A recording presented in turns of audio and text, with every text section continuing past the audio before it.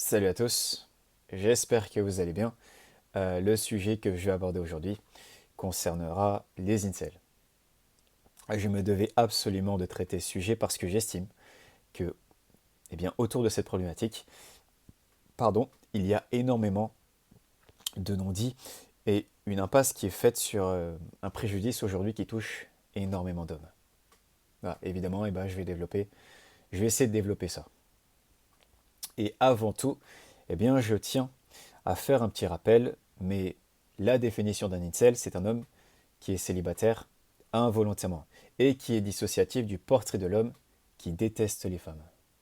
Voilà, un incel, c'est un homme qui ne choisit pas son célibat et c'est tout. C'est ça un incel. Parce qu'un homme peut détester les femmes et ne pas être célibataire involontairement, comme un homme célibataire involontairement peut ne pas détester les femmes. Ah, et je peux prendre un exemple, on va dire, qui fonctionne très bien. C'est que par exemple, je pourrais dire moi que chaque féministe est misandre parce que beaucoup de misandres, sont féministes. Moi, je dirais même en fait parce que la plupart des misandres se trouvent dans les rangs du féminisme. Pourtant, ça ne me permet pas de dire que chaque féministe est automatiquement misandre. Et c'est pour ça que le terme incel aujourd'hui, je trouve qu'il est utilisé déjà de manière erronée, déjà, hein, mais surtout il est utilisé de manière accablante. Alors qu'en réalité, il ne devrait pas l'être. Et c'est ça la réalité des choses. Pourquoi il serait mal d'être célibataire involontairement pour un homme? Pourquoi ce serait une honte? À ce moment-là, ça doit être une honte d'être féministe. Parce qu'au rang des féministes se cachent la plupart des misandres. Oui, c'est vrai qu'aujourd'hui, dans les rangs des incels, entre guillemets, il y a une certaine partie qui ont une certaine aversion pour les femmes, mais ça ne veut pas dire que le reste ont à subir pour ces hommes incels qui ont un problème avec les femmes. Voilà. Les hommes euh, célibataires involontairement ont le droit au respect. Voilà, ça c'était un petit rappel que je tenais à faire. Maintenant, je vais en venir aux faits. Et le cas en fait des incels, il est très particulier. Mais avant tout, je tiens à parler du cas de ces hommes incels, voilà, de certains de ces hommes incels qui éprouvent une certaine rancœur envers les femmes. Et parce qu'en fait, ces hommes-là, j'en ai lu pas mal. C'est pour ça que aujourd'hui, j'ai un peu matière à pouvoir en parler. En fait, on associe beaucoup l'hostilité qu'ils ont par rapport au rejet des femmes. Sauf qu'en réalité, c'est beaucoup plus profond que ça. En réalité, beaucoup de ces hommes ont été sujets à l'harcèlement, ont été sujets à la violence physique, ont été sujets à la violence verbale, ont été sujets à l'humiliation, voilà, par une partie des femmes. Et aussi à une forte déconsidération, c'est-à-dire une forme de rejet non appropriée, non respectueuse par une partie de la gente féminine. Et malheureusement, leur expérience avec les femmes n'a donc pas été concluante, je dirais même abusive. Et en fait, dû à ce parcours, ils ont tendance à répercuter comme vérité générale l'ensemble des profils sur lesquels ils sont tombés. Tout simplement, ils ont tellement absorbé en fait, ils ont absorbé en fait une vision qui est très, en fait, il y a une altération de vision. Et aujourd'hui, ils n'arrivent plus à détacher le méfait de ce dont une femme est capable et on va dire entre guillemets l'entité féminine globale. C'est-à-dire que ils associent vachement euh, les, les dégâts que peut commettre une femme au fait qu'elle soit femme. Et pas parce que c'est quelqu'un de mauvais, tout simplement. Voilà, c'est ça la réalité des choses. Bien sûr, ça existe aussi dans le cas inverse, hein. Mais les incels, c'est parce qu'ils en ont, ils ont pris quand même assez cher aussi. Oui, parce que il y a aussi, en fait, il y a un mode opératoire. Il y a certaines similarités de vécu entre ces hommes-là. C'est qu'il y a un espèce de mode opératoire chez les femmes qui leur a été très dévastateur. Ah, En fait, c'est une sorte de dévaluation, d'humiliation, réunie sous une forme de violence très subtile. Bah, c'est tout un comportement dédaigneux, hautain, qui a été asséné à ces hommes incel. Voilà, c'est-à-dire, c'est en fait ça, de ce que j'ai compris, euh, ça mélange en fait la nonchalance, ça mélange les regards méprisants, ça mélange les messes basses, euh, ça mélange les railleries, euh, ça mélange en fait aussi une sorte d'indifférence exprimée et plein d'autres caractères en fait. Euh, dont les femmes en fait ont tendance en fait à manifester de manière assez ordinaire. C'est tout un type de comportement en fait bah, qui est très subtil, qui est on va dire invisiblement contestable, mais en réalité qui est méchant, qui est humiliant, qui en fait a été très violent aussi envers ces hommes-là. Parce qu'en fait, c'est un cumul de ça plus les autres types de violence, comme la violence physique, verbale, harcèlement, etc. C'est ça qui leur a été très très très violent. C'est ce comportement ordinaire des femmes, tu sais, à faire du mal de manière très subtile. C'est c'est- c'est trop bizarre. Mais les femmes, elles peuvent être très violentes, eh bien, de manière en fait indirecte, sans te rentrer dedans directement, mais te faire un mal psychologique dont tu n'as pas idée en fait. Et en plus, comme je viens de le dire, mais qui est, euh, qui, qui est ordinaire en fait, qui est invisiblement contestable. Tu vois, et en fait, c'est ce type de violence, et c'est toute cette violence réunie qui les a fait devenir, euh, on va dire, incel, on va dire, assez hostile envers les femmes. Bien évidemment, ça ne veut pas dire que je tolère ça.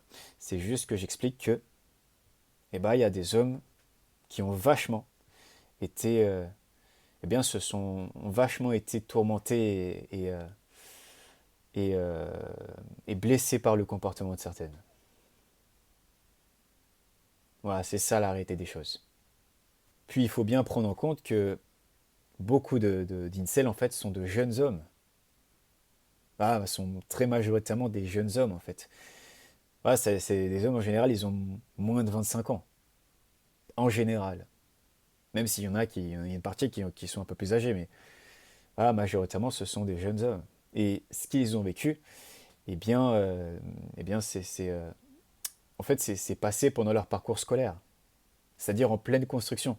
Évidemment que quand tu fais face à ce type de comportement, euh, quand tu es assez jeune, quand tu es adolescent, bah forcément que c'est très dur à vivre, que c'est éprouvant. Normalement, je sais pas moi, t'es très jeune, tu dois pas faire face à l'harcèlement, tu dois pas faire face à la violence physique, etc. Normalement. Normalement, enfin même si t'es jeune ou âgé, hein, peu importe. Mais normalement, tu dois pas faire face à ça. Et surtout qu'aujourd'hui, ce qu'il faut prendre en compte aussi, c'est que ce sont des hommes. Et le fait d'être un homme, c'est ça aussi qui leur a porté préjudice. C'est leur situation d'homme face à de jeunes femmes. Parce qu'aujourd'hui, on ne prend pas en compte que beaucoup de jeunes femmes sont capables, beaucoup de femmes tout court, sont capables de faire beaucoup de mal de manière complètement ordinaire en fait, de manière bah, absolue. C'est ça la réalité des choses, c'est qu'une femme peut te faire un mal fou.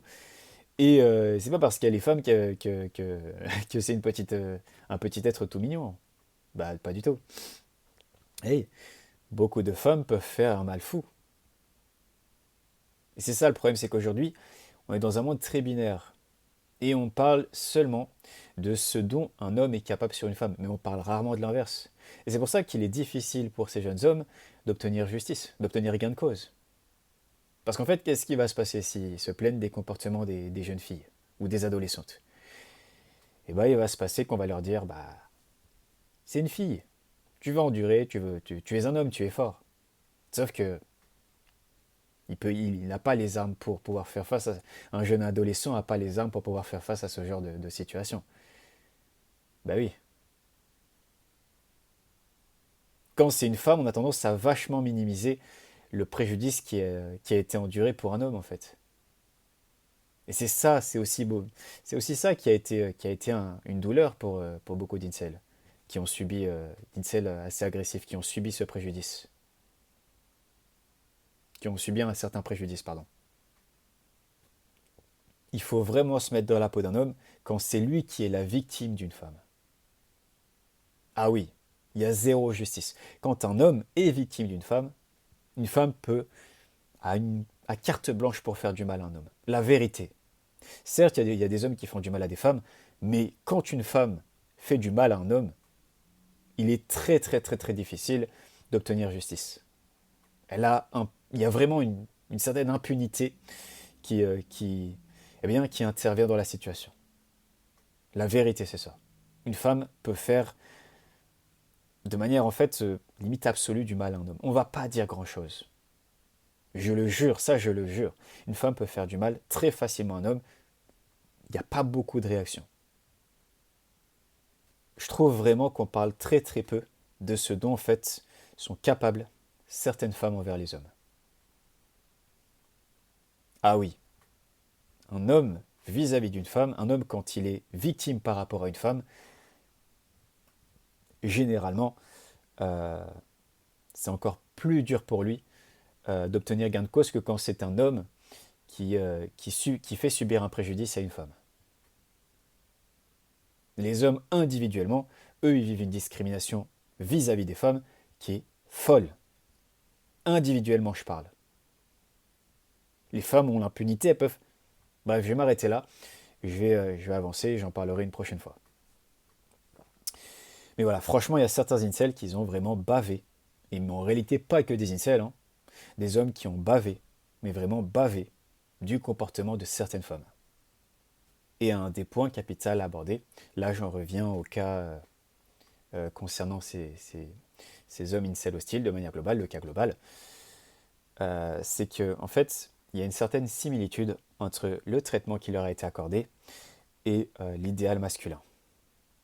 En fait, chez ces hommes incels hostiles, tu retrouveras certaines caractéristiques physiques assez récurrentes.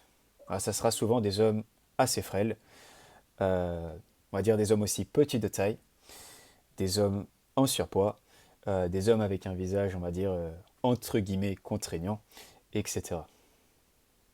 Et en fait, ils ont été tellement confrontés au mépris de certaines de par ces caractéristiques qu'ils sont devenus pleinement conscients du fossé entre ce qu'ils sont et les attentes des femmes en quelque sorte. Quand je dis attentes, c'est ce qu'elles attendent d'un homme, ce qu'elles admirent d'un homme, en fait, ce qu'elles perçoivent de satisfaisant pour un homme. En fait, de la manière de comment un homme peut obtenir validation de leur part. Pas forcément en relation, mais de manière globale. L'état d'esprit des femmes, c'est-à-dire qu'ils se sont dit, bah, en fait, elles nous manquent de respect, elles nous méprisent parce que nous détenons ces caractéristiques. Et c'est là où ils ont compris, en fait, tout simplement que, de par certaines caractéristiques, ils allaient être complètement, toute leur vie humiliés par les femmes. Et en fait, c'est de là que s'est déclenchée une certaine colère. En fait, ce que dénoncent les incels, c'est pas seulement le fait de ne pas avoir de copine, c'est la raison du pourquoi. Pourquoi sont-ils traités de cette manière? Et pourquoi cet écart aussi dense entre les hommes et les femmes pour obtenir considération du sexe opposé? Pourquoi est-il aussi dur d'obtenir un comportement intègre venant de la part des femmes quand on est un homme qui n'est pas forcément euh, le plus beau, le plus, euh, le plus extraverti, le plus coté, le plus réputé? Pourquoi est-il aussi dur? Pourquoi cela est-il aussi dur, pardon? C'est ça l'élément central en fait. Pourquoi les femmes sont si dures avec les hommes quand ils ne correspondent pas à ce qu'elles se font d'un idéal? Le frein que ces hommes incels estiment majoritaire envers leur personne, eh bien, vient principalement de leur physique. Voilà, c'est eux qui estiment ça. Moi, je suis plutôt d'accord. Mais il y a aussi d'autres caractéristiques qu'il faut prendre en compte. C'est qu'en fait, souvent, eh bien, ce sont aussi des hommes euh, qui détiennent aussi certaines caractéristiques comportementales. Ah, c'est souvent des hommes qui sont sensibles. Ce sont aussi des hommes qui sont, par exemple, un peu marginaux. Ah, qui sont aussi souvent, eh ben, en fait, un peu maladroits socialement. Ah, il manque un peu d'éloquence, il manque un peu d'assurance, euh, il manque un peu aussi d'adaptation en fait, dans leur environnement, etc. Bah, c'est un peu ça, en fait. Il y a aussi, par exemple, des hommes qui sont trop communs, voilà, à qui eh ben, a découlé un manque de confiance en soi. Ah, en fait, il y a plein d'hommes de ce type-là, en fait. Il y a des caractéristiques qui sont vachement comportementales derrière aussi les incels. Bien évidemment, ce n'est pas une critique. C'est juste, en fait, tout simplement ce que j'ai pu retranscrire à travers ce que ces hommes ont exprimé. C'est tout. Et en fait, de toutes ces caractéristiques, eh ben, pour beaucoup d'hommes, incels, hostiles pour le coup, eh ben, c'est toute une incompréhension autour de toute cette flagellation vécue pour ces caractéristiques-là détenues. Voilà, et c'est ça en fait eh ben, qui alimente en fait continuellement une certaine hostilité. C'est-à-dire qu'en fait ces hommes-là, eh bien, ils voient en les femmes un certain état d'esprit. Ils savent que eh ben, ils n'incarnent pas forcément ce que les femmes respectent, adhèrent, et puis ça s'alimente continuellement en fait.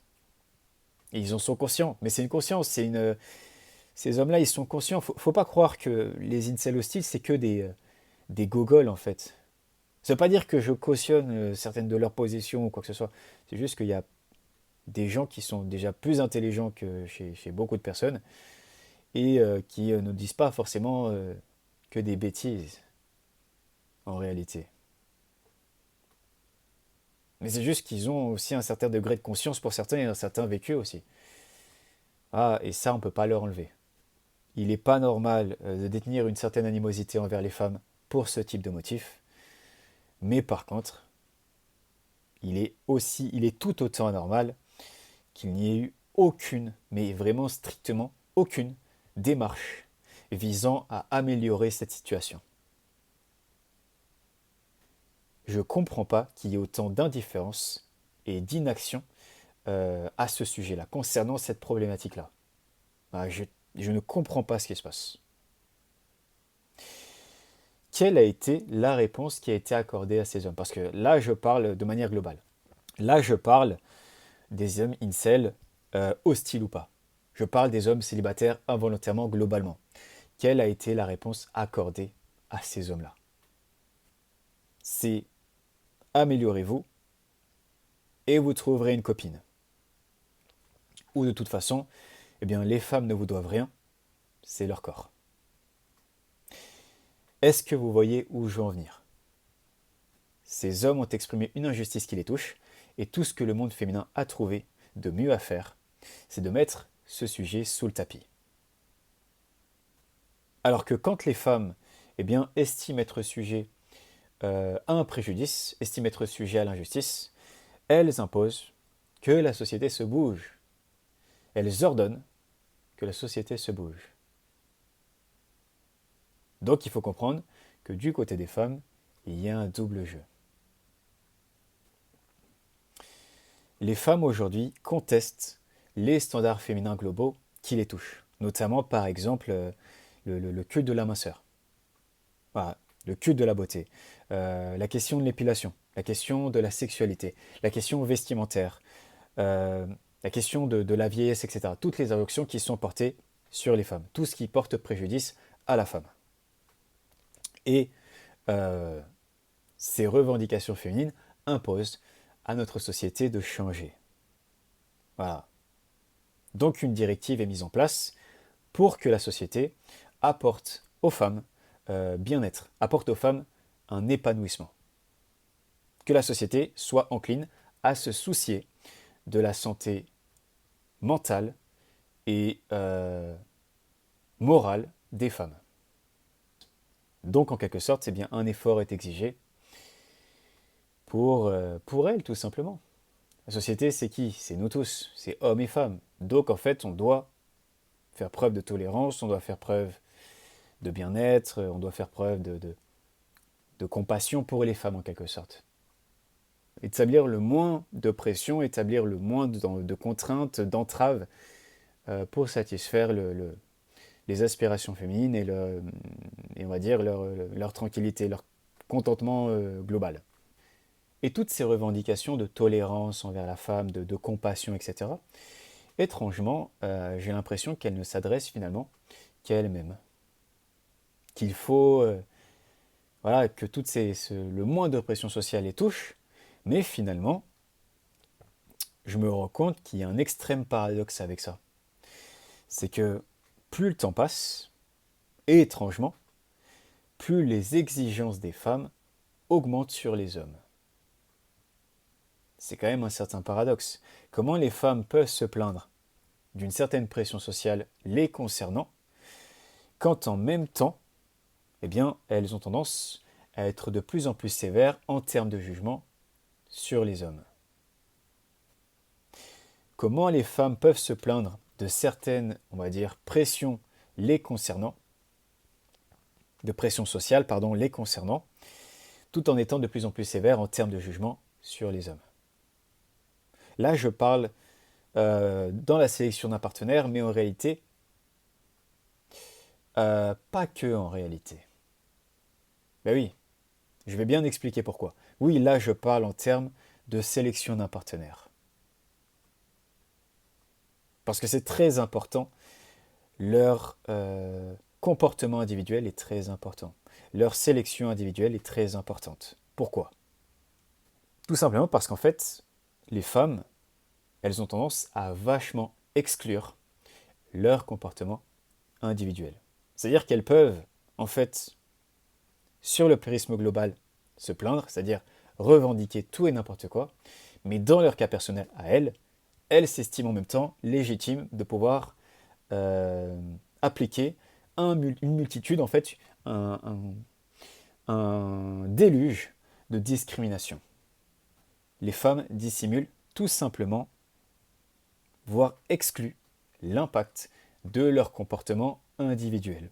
En fait, les femmes, dans leur exigence personnelle envers les hommes, elles vont détenir une multitude d'aspirations, mais sans y analyser et introduire les conséquences. En faisant, je dirais, souvent volontairement, abstraction des dégâts qu'elles peuvent émettre sur l'homme global à travers la fréquence de certains types de jugements portés. Bien évidemment, je vais développer. En fait, ce qu'il faut prendre en compte, c'est que la multiplicité de tel ou tel élément peut dériver à trop grande fréquence à devenir un phénomène systématique.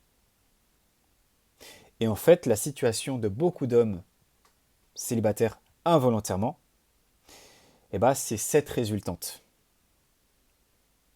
C'est le comportement individuel des femmes. Et leurs injonctions multiples qui se sont en fait, qui ont découlé sur un phénomène systématique. Le préjudice que beaucoup d'hommes subissent vient du comportement individuel des femmes. Les injonctions dont les hommes sont sujets aujourd'hui viennent principalement du comportement des femmes. En fait, c'est ça qui est un grand préjudice pour les hommes, c'est que les femmes se plaignent de toutes ces injonctions sociales, et en fait, à travers leur comportement individuel, elles en remettent 4000 sur les hommes. Donc tu vois des femmes se plaindre tout le temps, le culte, etc., j'en ai marre d'être jugé sur ci ou ça, et en fait, les hommes, dans un secteur qui n'est pas encadré, se retrouvent à faire face à 36 000 injonctions de la part des femmes. Et en fait, qui se manifestent par leur liberté individuelle. Et qui, aujourd'hui, se sont tellement multipliées à trop grande fréquence que c'est devenu systématique. Comme j'ai dit, c'est cette résultante qui touche les hommes. En fait, c'est une directive sociale qui constamment influence notre esprit à faire preuve de compassion envers les femmes, et de l'autre côté, cette espèce de contraste où presque systématiquement, nous les hommes, nous sommes assénés par une évaluation impitoyable de la part de la gente féminine individuellement. Et c'est ça un des mots qui touche les hommes aujourd'hui. C'est qu'en fait, ils font face à une discrimination horrible, mais vraiment horrible de la part des femmes, qui est juste vachement... En fait, qui passe en fait de manière complètement ordinaire et qui est... tout le monde s'en fout, en fait. Elle est juste subtile, mais elle est aux yeux de tous. Elle est aux yeux de tous, hein. Et surtout, elle est complètement euh, non recensée. Elle n'est pas recensée, en fait. Elle n'est pas recensée. T'as des femmes qui se plaignent tout le temps, tout le temps, tout le temps, tout le temps. Et en fait, elles discriminent autant, si ce n'est bien plus, dans leur cas individuel, dans leur vie personnelle. Et elles négationnent complètement l'impact des injonctions qu'elles-mêmes portent envers les autres, envers les hommes. Ben oui, si toi, en tant qu'homme, tu es toujours obligé d'être riche, beau, fort, etc., c'est simplement parce que les femmes font en sorte que de manière générale. Mais bien sûr, mais bien sûr que oui. En fait, les femmes ne se rendront jamais responsables des injonctions qui touchent les hommes, alors qu'en réalité, ce sont elles qui sont principalement la cause de ça. Qu'est-ce qu'implique aujourd'hui envers l'homme ce standard, cette norme sociale qui s'est fondée due aux exigences individuelles des femmes? Eh bien déjà, tout simplement, ça a fini par projeter à ceux qui s'en éloignent le sentiment d'une dévaluation, d'une déconsidération. Et forcément, par la suite, qui a conduit à beaucoup d'hommes, pour beaucoup d'hommes, pardon, à une énorme perte de confiance en soi. Bah, mais en même temps, c'est logique. L'homme d'aujourd'hui fait presque systématiquement face à des femmes qui imposent qu'un homme fasse 1,80 m minimum, sachant que la majorité des hommes font moins. En plus de ça, tu rajoutes les exigences financières, sachant que la majorité des jeunes hommes sont au SMIC ou en études. Bah, tu rajoutes que les femmes détestent les hommes gros. La rondeur est beaucoup plus acceptée envers les femmes que l'inverse. Tu vois souvent des femmes, on va dire, assez rondes avec des hommes assez sveltes, alors que l'inverse est quand même bien plus rare. Ah.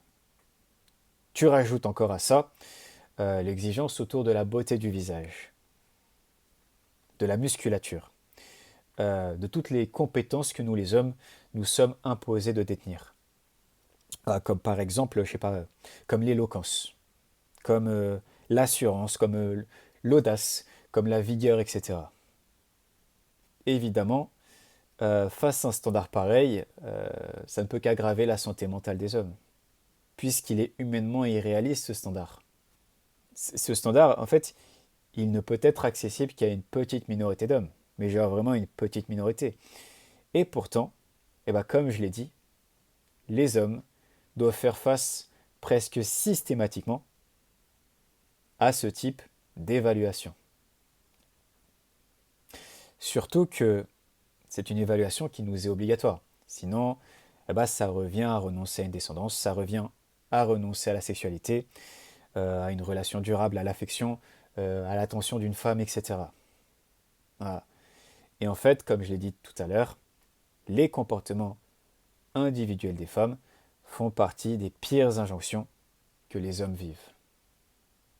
Ces exigences que les femmes nous portent, à travers le passage obligatoire, à travers ce passage obligatoire, deviennent des injonctions. Et aujourd'hui, les femmes, plus elles multiplient en exigences, plus nous prenons donc en injonctions. Et c'est pour ça qu'aujourd'hui, toutes ces injonctions masculines, entre guillemets, se sont répercutées sur un prisme beaucoup implanté dans la société. Ça dépasse le cadre en fait relationnel aujourd'hui. Mais j'en ferai peut-être une autre vidéo. Mais voilà. Les comportements individuels des femmes, les exigences individuelles des femmes sont destructrices pour les hommes. Mais comme je le répète, elles ne veulent pas les reconnaître et continuent, persistent. Et en fait, sont même, en fait, ont tendance à accroître même les, les- eh bien, cette pression qui est portée sur les hommes. L'homme aujourd'hui doit être de plus en plus parfait. Et synonyme de perfection veut dire contrainte, veut dire pression, veut dire préjudice. Voilà, c'est ça la réalité des choses. Mais il faut que j'avance là parce que sinon je vais jamais m'arrêter. En plus, je dois faire une deuxième partie, donc voilà. Puisqu'il faut prendre en compte, c'est que les exigences des femmes sont extraites ou issues du stéréotype masculin. Et aujourd'hui, c'est l'idéal masculin qui est désiré des femmes. Voilà, ce qui implique que la liberté d'action des hommes y soit existentielle. Voilà, donc, fortement réduite. Toute liberté d'action qui s'éloigne du stéréotype masculin sera une pénalité pour les hommes. Les hommes sont donc obligés de s'accomplir et de perdurer leurs acquis selon une vision traditionnelle pour être plaisant aux yeux des femmes. Mais posons-nous la question de pourquoi l'homme ne peut que seulement plaire en étant l'homme traditionnel, alors que la femme peut être désirable aux yeux des hommes sans être forcément elle-même à son tour traditionnelle. Parce que la directive sociale fait en sorte que les hommes acceptent les femmes telles qu'elles sont, pendant que les femmes imposent aux hommes de faire des efforts pour être correspondants à ce qu'elles veulent. Et les caractéristiques qui portent préjudice à beaucoup d'hommes célibataires sont du fait qu'ils sont évalués comme le stéréotype masculin l'exige. Et c'est pour ça que ce qui évince beaucoup d'hommes aujourd'hui, eh bien, c'est la situation financière, la petite taille, le statut social, le manque de certaines compétences comme l'assurance, l'audace, la vigueur, etc. Et comment tout ça a pu se mettre en place? C'est tout simple. C'est parce que nous, les hommes, on n'a pas été initiés à pouvoir choisir. Mais en fait, les femmes n'ont pas le droit de faire ça. C'est ça que je veux en venir depuis le début, c'est que les femmes, elles n'ont pas le droit de faire ça. Elles nous jugent selon l'idéal masculin. Elles nous jugent selon un stéréotype. Elles nous jugent selon la tradition. Mais elles n'ont pas le droit de faire ça. Elles n'ont pas le droit de nous imposer en fait d'être l'équivalent de ce que représente l'homme traditionnel. Et aujourd'hui, nous y faisons face presque systématiquement. Et c'est ça, une des raisons majoritaires du célibat des hommes. C'est qu'en fait, les femmes ont préservé, en quelque sorte, toutes les injonctions, l'ensemble des injonctions traditionnelles sur les hommes. Et aujourd'hui, elles les mettent en place librement sur nos épaules. Et en fait, toi, en tant qu'homme, tu fais systématiquement preuve de compassion, tu appliques un choix moral dans ta sélection, pendant que les femmes, ça attribue en fait toute possibilité de jugement, d'exigence. Comme je l'ai dit, elles n'ont pas le droit de nous imposer d'être l'équivalent de ce que représente l'homme traditionnel, parce que c'est la manifestation du prolongement de ce que ces mêmes femmes, pour beaucoup, appellent le patriarcat. Voilà. Les femmes n'ont pas le droit de réorganiser toute une évaluation similaire sur notre tête sans notre accord. Ça, elles n'ont pas le droit. Et en plus, tout en prônant l'égalité, tout en prônant le féminisme. Ça, c'est de la folie. Mais c'est quelque chose aujourd'hui qui s'est normalisé. Ta liberté d'action, en tant qu'homme, socialement, aujourd'hui, se résume au stéréotype masculin, pendant que les femmes, elles, ont une liberté absolue. Dès que tu en sors, tu seras pénalisé. Et tout ça, c'est très subtil. Mais c'est ce qu'elles ont mis en place de manière, en fait, invisible, de manière sournoise. La vérité, c'est super subtil. Mais je vais l'expliquer. De toute façon, tout ça, je vais le développer à l'avenir. Mais je vais, bien évidemment, le développer encore dans la deuxième partie d'ailleurs. Aujourd'hui, les femmes, grâce à leur liberté individuelle, à travers leurs choix individuels, leurs possibilités de choix, ont réussi à réimplanter socialement toutes les injonctions traditionnelles qui, jadis, en quelque sorte, étaient peser sur les épaules des hommes. Il y a une espèce de stratagème derrière tout ça. Socialement, les femmes, eh bien, elles vont exprimer que nous devons être égaux sur tous les plans. Et est-ce que toi, en tant qu'homme, bah, tu as le droit, par exemple, je sais pas moi, d'être en robe, d'être maquillé, d'être vernillé, d'être efféminé, d'être craintif, d'être sans argent, d'être sans ambition, etc. euh, sans que cela te porte préjudice? Je parle socialement. Bah, je pense que oui. Bah, à première vue, dans la vie quotidienne, oui, tu peux avoir certaines moqueries, mais tu vas t'en sortir. Les femmes te laissent la possibilité de l'être. Voilà, elles vont pas venir t'agresser dans la rue, etc. si t'es comme ça. À part dans de rares cas. Et voilà, donc tu peux l'être comme ça, tu peux être comme ça. Mais dès lors où tu t'inscriras dans la volonté d'entamer, ou en tout cas de démarcher pour une relation avec une femme, c'est là où tu vas être frappé par leur jugement. C'est là où finalement, ce changement, cette attitude que les femmes t'ont accordée, en quelque sorte, de pouvoir être leur égal physiquement, comportementalement, etc., eh bien, te vaudra un préjudice, voire une disqualification d'entrée. C'est-à-dire qu'aujourd'hui, eh bien, les femmes nous accordent une fausse tolérance. De leur part, nous sommes d'apparence invités à pouvoir être plus libres à travers l'égalité de genre, sauf que derrière, par leur liberté individuelle, eh ben, elles nous empêchent ce processus d'égalité et nous sanctionnent si justement nous nous destituons du rôle traditionnel. Et ça, eh ben, ça s'appelle un traquenard.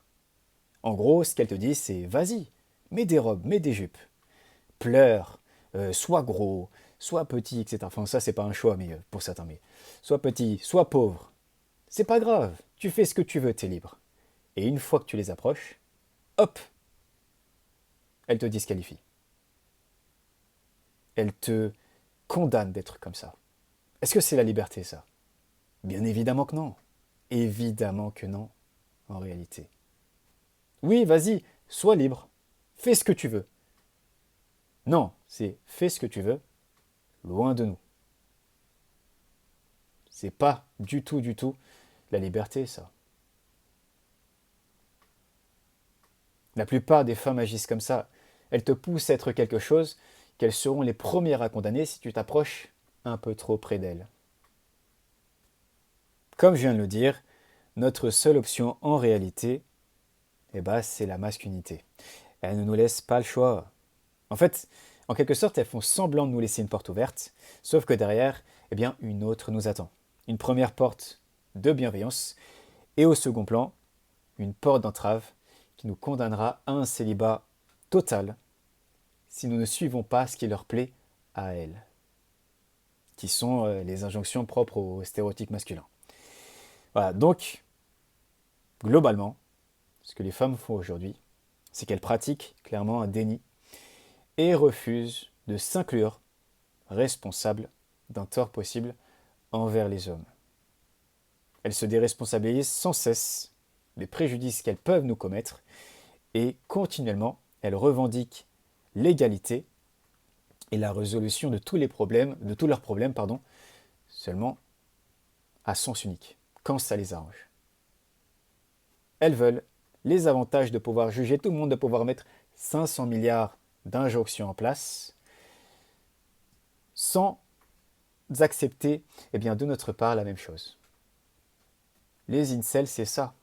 Le début dont j'ai parlé, ce que j'ai parlé au début, tous ces hommes qui faisaient face sont compris, en fait, ont été vachement euh, éprouvés par les injonctions que les femmes nous portent, qui ne bougent pas, en fait depuis tout ce temps. C'est ça la réalité des choses. Et ces injonctions se propagent et se pérennisent à travers les choix individuels des femmes. Dit comme ça paraît, bien sûr, c'est pas que les femmes, mais les femmes sont majoritaires dans la responsabilité de nos injonctions à nous les hommes. La raison principale du mépris qui leur a été porté, c'est parce qu'ils sont hommes et c'est parce qu'il y a plein d'injonctions qui sont pérennisées du côté de la femme, qui errent tout simplement avec normalité. Et c'est ça la réalité des choses.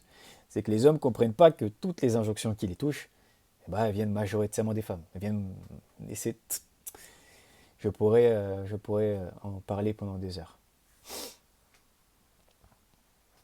Beaucoup de femmes jouent un double jeu. Elles jouent vraiment un double jeu.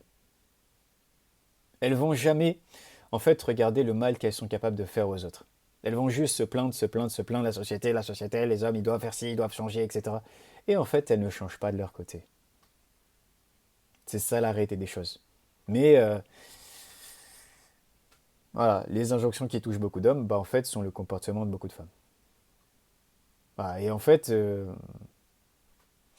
il y a une protection qui se fait autour de leur liberté individuelle. C'est pour ça voici. Mais bien évidemment, il y a quelque chose qu'il faut prendre en compte, c'est que j'ai pas terminé, je vais faire la deuxième partie, mais les injonctions sont protégées des femmes vis-à-vis des hommes.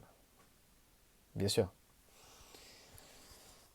Le cas des incels est pour moi en fait une énorme source d'information permettant en fait d'évaluer la situation des hommes modernes.